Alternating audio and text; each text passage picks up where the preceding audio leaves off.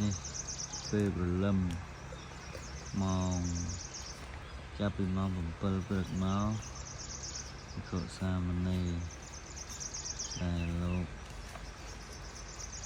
កិច្ចវត្តនៅវត្តបានទៅបិណ្ឌបាទនេះកំពុងធ្វើការសម្អាតបរិស្ថាននៅខាងក្រោមចិត្តអូសម្រាប់ឲ្យញាតិញោមពុទ្ធបរិស័ទអញ្ជើញទៅធ្វើបុណ្យទៅទានមានកន្លែងកម្សាន្តបែបធម្មជាតិចិត្តមាត់អូនេះវៃហ្នឹងស្មើមានទឹកច្រើនបើទោះណាកន្លែងគេមិនសូវមានទឹកកន្លែងនេះក៏មានដែរដោយសារតែនេះស្មើតែវែងចិត្តវត្តគឺស្មើក្រោមពីនោះគឺពុះទៀបចឹងទេ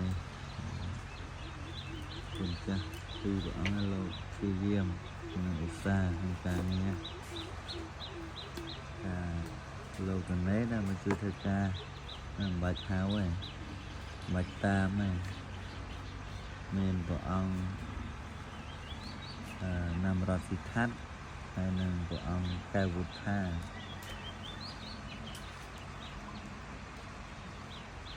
ស្អាតហើយភៈលោកញឹមស្រស់ខ្មៅស្អែមស្រស់ហ្នឹងហើយព្រះអង្គស៊ីកាមេរ៉ាទៀត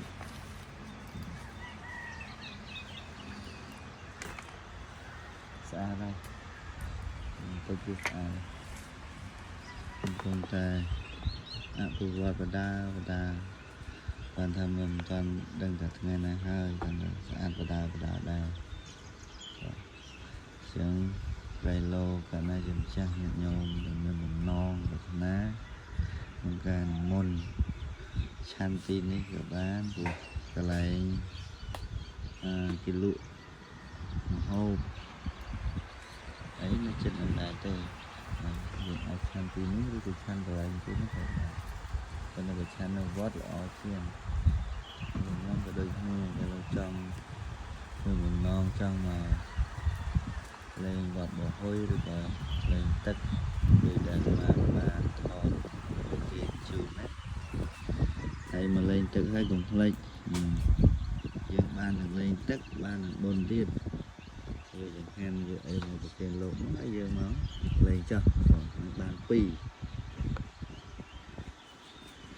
ចឹងប៉ុណ្ណឹងចាស់សូមសម្រាប់ពរក្នុងបាយគុំវិញ